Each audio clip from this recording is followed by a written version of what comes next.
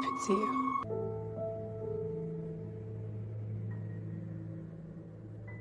That's crazy. Hey, shut up! Halo sedulur-sedulur semua. Alur cerita film kali ini kita bergeser ke genre drama thriller psikologis, di mana seorang ibu-ibu yang bernama Joanna harus menghadapi bayinya sendirian di apartemen yang bernama Sublet, yang misterius dan juga aneh. Sendirian sang ibu harus mengalami kejadian-kejadian yang cukup menegangkan, dikarenakan tunangannya yang bernama Jeff lebih mementingkan karir dalam pekerjaannya, sehingga mengabaikan Joanna dan juga anaknya. Oh iya, di luar negeri kan emang sudah biasa, walaupun belum menikah, tapi tinggal bersama dan mempunyai anak. Film ini akan benar-benar menguji psikologis bagi para penontonnya, karena banyak plot-plot yang cukup mengejutkan dan juga teror-teror yang mengintimidasi.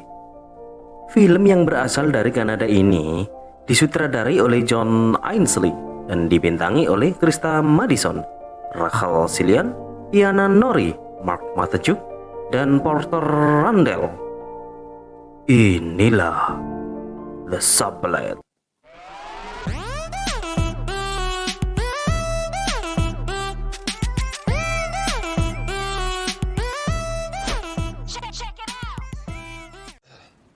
Hey, it's Jeff and Joanna.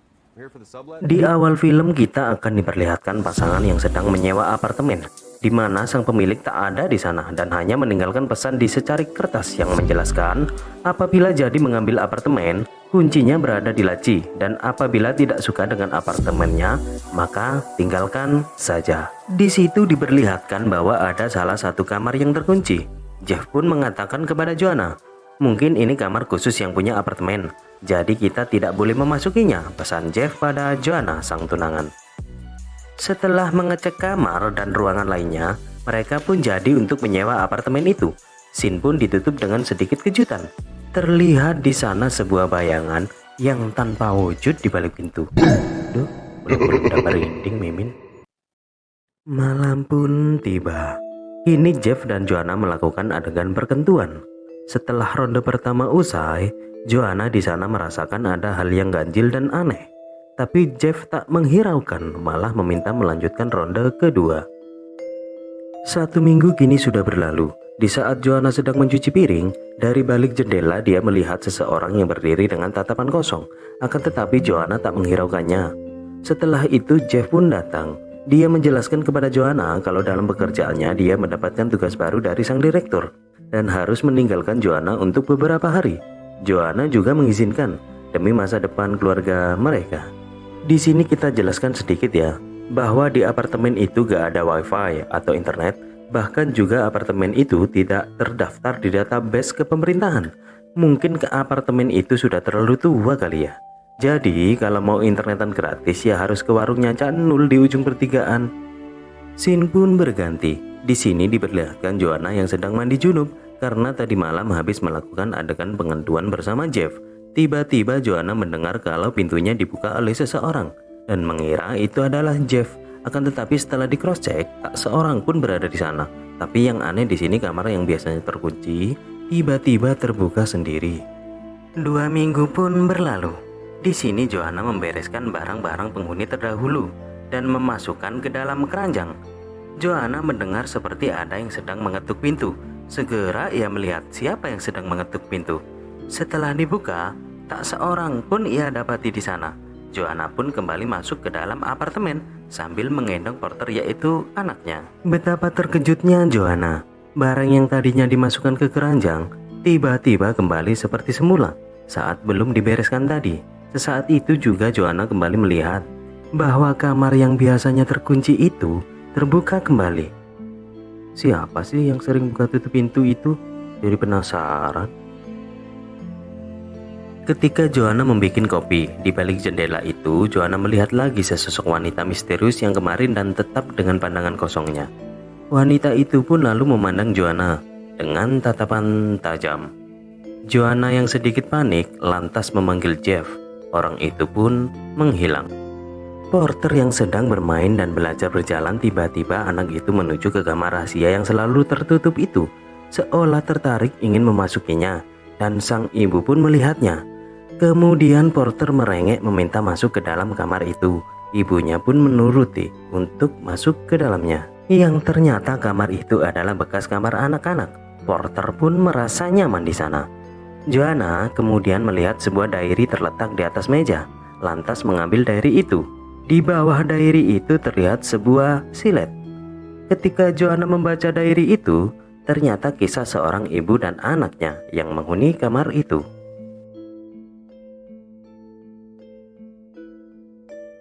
Scene pun berganti, di mana Jeff datang dengan gembira karena dia mendapatkan proyek baru itu dari sang direktur, sambil menyampaikan kalau Joanna dan anaknya akan ditinggal selama 6 bulan. Kemudian Jeff juga mengatakan kalau dia habis bertemu dengan Alex, yaitu mantan pacar Jeff di masa kuliah dulu, dan mengatakan kalau Alex akan menginap di sana karena Alex nanti akan menjadi partner kerja Jeff. Joanna pun cemberut dan sedikit kesal pada Jeff. Joanna mencoba untuk tenang ketika Alex masuk ke dalam apartemennya, serta sedikit berbicara diskriminatif agar Alex gak betah menginap di sana. Ya tentu saja, namanya juga cemburu.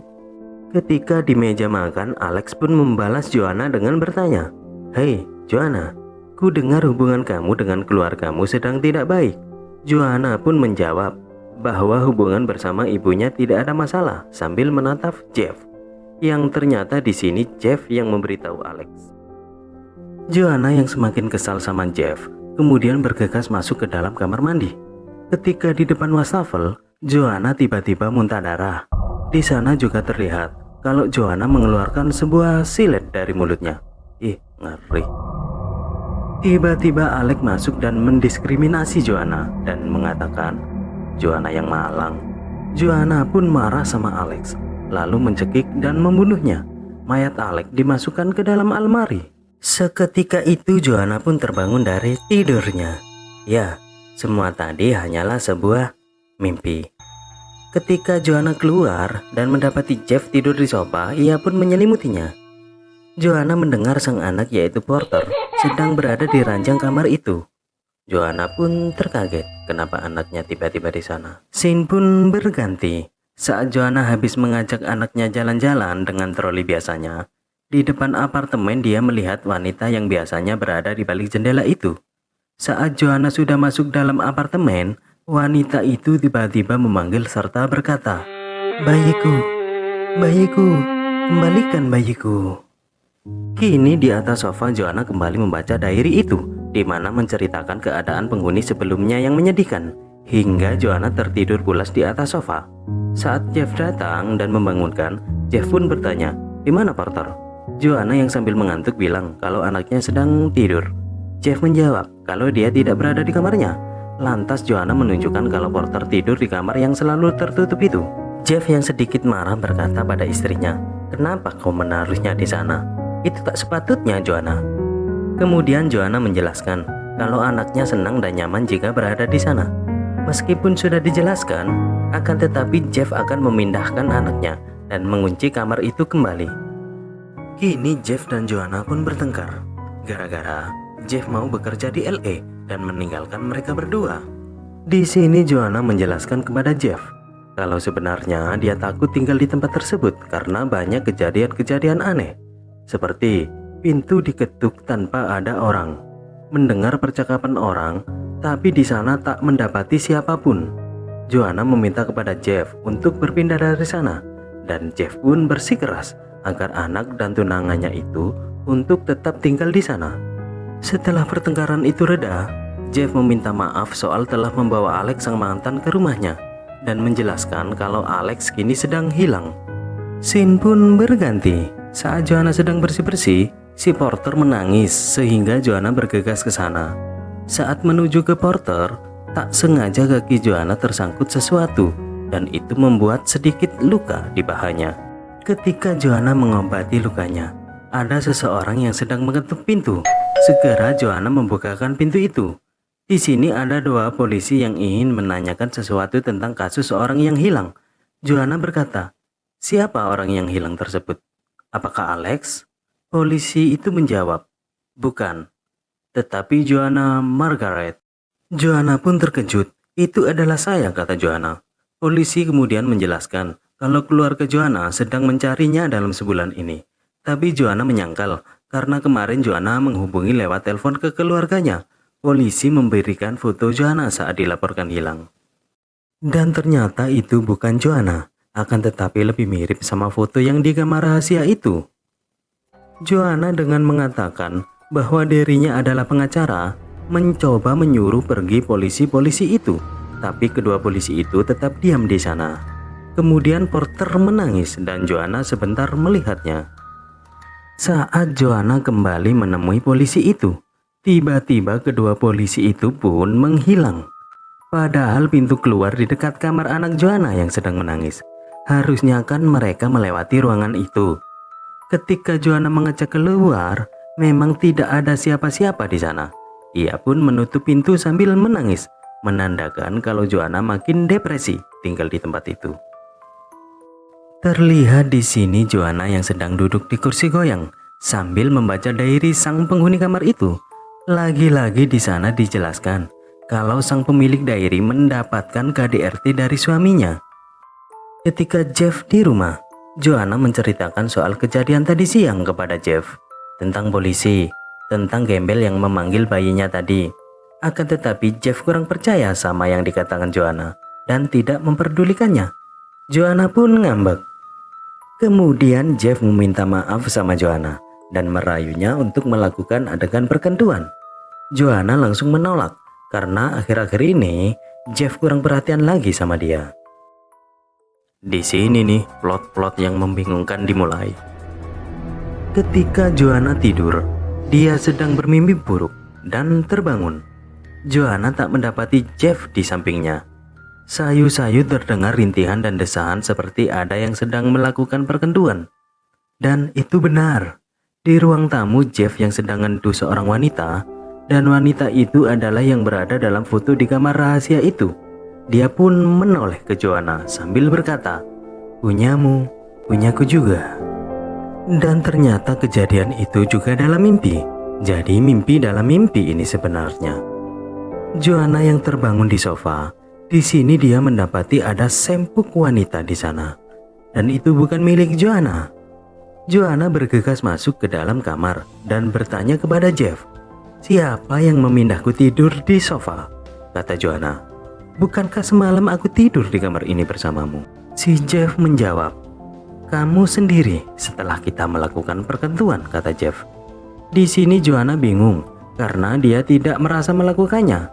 Aneh kan? Jeff menyarankan agar Joanna butuh piknik keluar biar dia tidak depresi. Dengan diam dan melamun, tiba-tiba Jeff muncul dari belakang yang seharusnya posisi Jeff masih di ranjang. Jeff pun berkata pada Joanna, "Kenapa kamu berdiri di situ?" Joanna pun terkejut. Kini Joanna semakin depresi. Minggu keempat pun dilalui. Di sini diperlihatkan tingkah Joanna semakin berubah, semakin hari semakin aneh. Di depan kaca kamar itu, Joanna berdandan seperti wanita dalam foto itu. Ketika Joanna sedang menulis sesuatu, Joanna mendengar lagi gedoran-gedoran itu yang semakin membuat Joanna risih. Joanna pun segera menelpon manajer apartemen itu untuk mengadukan hal-hal tersebut. Ketika telepon diangkat, terdengar seperti suara wanita tua. Di sana dia hanya bilang halo dan telepon pun dimatikan. Joanna yang mencoba menghubungi lagi, lirih terdengar telepon masuk di luar sana. Kring, kring. Joanna mencari sumber suara telepon tersebut. Dan yang berbunyi adalah telepon umum di depan apartemennya. Joanna coba mengangkat telepon itu. Yang menjawab adalah wanita misterius tadi sambil mengatakan, "Bayimu adalah milikku." Terdengar bayi itu menangis dan telepon pun terputus. Segera Joanna berlari sambil memanggil nama Porter dan masuk ke dalam apartemennya. Sesampai di kamar itu, Joanna mendapati kursi goyang itu berayun sendiri. Terlihat juga di sana ada wanita yang sedang menggendong Porter dan mengembalikan ke tempat tidurnya lagi. Wanita itu pun pergi. Kini Joanna kembali ke kamar itu untuk melanjutkan membaca diary. Cerita di dalam diary menjelaskan bahwasanya sang istri ingin membunuh suaminya yang kasar itu dengan menaruh cyanida di dalam gula yang biasa dipakai membuat kopi. Tiba-tiba Joanna teringat gula yang biasa dia pakai untuk membuatkan kopi Jeff. Lalu ia menumpahkannya ke dalam wastafel. Scene pun berganti. Joanna yang terus membaca diary itu, di sana diceritakan kalau sang ibu telah membunuh bayinya dengan silet karena sang ibu sudah depresi dengan suaminya yang temperamen, dan mengatakan kalau si ibu sudah tidak bergairah lagi untuk hidup setelah membunuh anaknya. Joanna pun segera ke kamar itu untuk memastikan cerita diary tersebut. Di sana Joanna menyingkirkan semua foto yang ada di dinding dan mengelupas cat dinding itu. Yang ternyata Joanna mendapati ada bekas-bekas darah di dinding itu. Tiba-tiba Jeff sudah berdiri di depan pintu serta memandangi Joanna. Lalu ia mengajaknya ke kamar. Lantas Joanna bertanya kepada Jeff, "Jeff, apakah kamu juga sudah membaca buku diary itu?" Jeff menjawab, "Ya." Joanna berkata lagi, "Di sini sudah terjadi pembunuhan dan bunuh diri, Jeff." Jeff pun lantas menjawab, "Sudahlah, itu dulu, dan sekarang istirahatlah."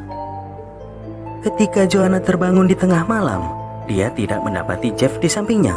Joanna pun mencari Jeff.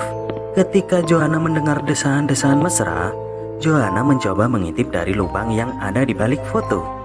Ya, di sana terlihat Alex dan Jeff sedang akan melakukan perkentuan. Joanna yang marah seketika itu keluar dan menuju ruangan di sebelahnya itu. Setelah mendobrak pintu, dan ia pun berhasil masuk. Ternyata ruangan itu adalah ruangan kosong yang tak berpenghuni. Di sana Joanna mendapati lubang yang dibuat mengintip tadi. Di bawah lubang itu, Joanna mendapati tulisan-tulisan yang diskriminatif dan juga provokatif kepada Joanna. Joanna lantas kembali mengintip ke apartemennya sendiri, dan kemudian Joanna kembali ke apartemennya sambil teriak-teriak memanggil nama Jeff. Tapi yang didapatinya di sana adalah tokoh laki-laki dalam diary yang biasa dia baca. Joanna pun bertanya, "Kemana Jeff?" Laki-laki itu menjawab sambil marah-marah, "Siapa Jeff? Dan kemana saja kamu?" Seperti berpindah ruang dan waktu, kini Joanna berada di posisi wanita yang dalam buku diary itu. Laki-laki itu telah membunuh bayinya, dan Joanna marah-marah serta berkata, "Apa yang kau lakukan pada bayiku?" Pria itu pun berkata, "Aku suamimu, dan apa yang aku lakukan terserah padaku." Kemudian pria itu memukul Joanna dan berniat mencekiknya. Di sana Joanna mengambil sebuah silet dan menyayatkan ke lengan si pria itu. Lalu pria itu mencekik Joanna. Lantas Joanna mengambil jarum rajut di sebelahnya dan menancapkan tepat di leher dan paha pria tersebut. Ia lantas mencabut jarum itu sehingga darah mengucur dari lehernya. Joanna langsung membalikkan tubuh si pria itu. Dengan seperti kesurupan, ia pun menghujamkan jarum itu berkali-kali ke dada dan leher pria tersebut. Setelah itu Joanna pun berjalan mundur keluar sambil menangis. Dari luar dia melihat Porter, anaknya yang masih hidup. Akan tetapi pintu itu tiba-tiba tertutup dan terkunci. Joanna berusaha mendobraknya. Pintu itu pun tak bisa terbuka. Lantas ia pun histeris berlari ke sana kemari sambil menghancurkan perabotan di dalam apartemennya. Di balik foto-foto itu mengeluarkan darah yang semakin menambah mencekamnya suasana. Kemudian pintu itu terbuka dengan sendirinya dan mendapati Porter sudah tewas dengan silet di atas jasadnya. Pria yang tadi tiba-tiba jasadnya berubah menjadi Jeff. Sambil menangis, Joanna pun mengambil silet yang berada di atas jasad anaknya, lantas menyayatkan ke lehernya sendiri. Kejadian itu pun persis dalam cerita diary yang biasa dia baca. Di akhir film, diperlihatkan ada pasangan yang ingin menyewa apartemen tersebut. Terjadi seperti di awal scene saat Joanna dan Jeff mau menyewa apartemen tersebut dan tak mendapati seseorang di sana. Film pun tamat, ending yang cukup menggelisahkan. Pesan yang bisa kita dapat di sini adalah jangan menjangkau hak milik orang lain dan jangan kumpul kebo karena di sini negara Indonesia. Saya beserta jajaran kru Ramaras Film mengucapkan sampai jumpa. Atur nuwun.